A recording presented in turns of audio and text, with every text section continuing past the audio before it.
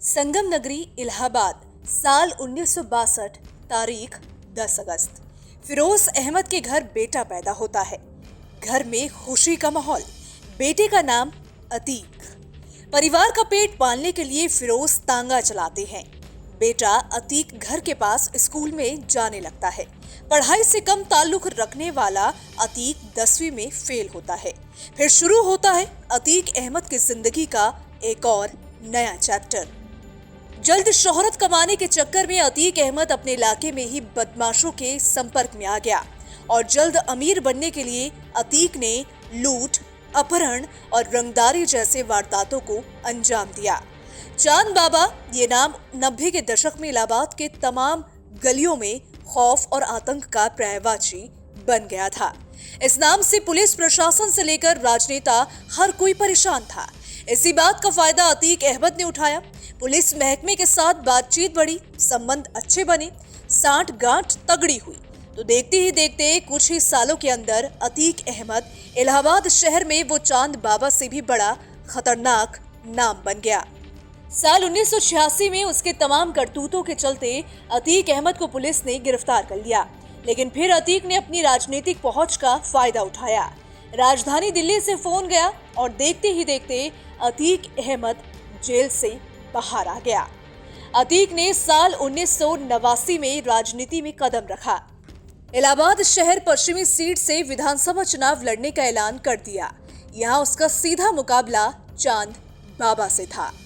Gang war के चलते चांद बाबा मारा गया तो अब हर जगह अतीक अहमद की तूती बोलने लगी। साल 1991 और 93 में भी अतीक निर्दलीय चुनाव जीता। 1996 में सपा के टिकट पर विधायक बना।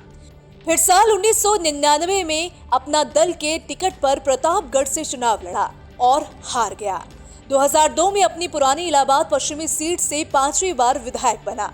राजनीति में कदम रखने के बाद उसका खौफ इतना हो गया था कि शहर पश्चिमी से कोई उसके खिलाफ चुनाव लड़ने से भी डरता था। इलाहाबाद पश्चिमी सीट से अतीक अपने भाई अशरफ को चुनाव लड़ाने की तैयारी करने लगा, लेकिन इस कहानी में एक और किरदार की एंट्री अभी बाकी है और वो नाम है राजूपाल। राजू भी शहर के पश्चिमी का रहने वाला था और उस पर लूटपाट करने के कई सारे मुकदमे दर्ज थे। एक वक्त ऐसा भी था जब अतीक और राजूपाल के बीच संपर्क अच्छे थे, लेकिन कहते हैं ना कि दोस्ती को दुश्मनी में बदलते देर नहीं लगती। और फिर साल 2002 में दोनों के बीच आ गई दुश्मनी की दरार। दरअसल 2002 में राजूपाल ने राजनीति की दुनिया में कदम रखा और यहीं से दोनों के बीच शुरू हुआ दुश्मनी का चैप्टर।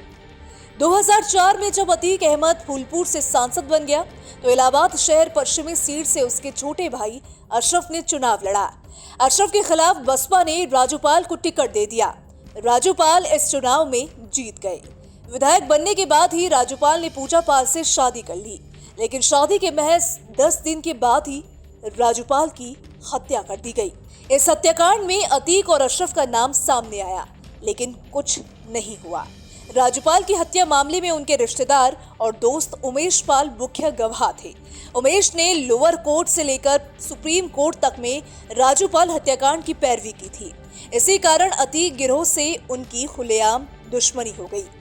गवाही देने गए उमेश को 28 फरवरी 2008 को अपहरण कर लिया गया, लेकिन उमेश पाल को भी बख्शा नहीं गया और उसे उसी के घर में घुसकर मार दिया गया।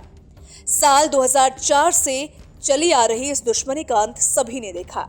21 साल तक चली ये दुश्मनी सिर्फ फिल्मी कहानी से कम नहीं है। 21 साल तक चली ये दुश्मनी किसी फिल्मी कहानी से कम नहीं है।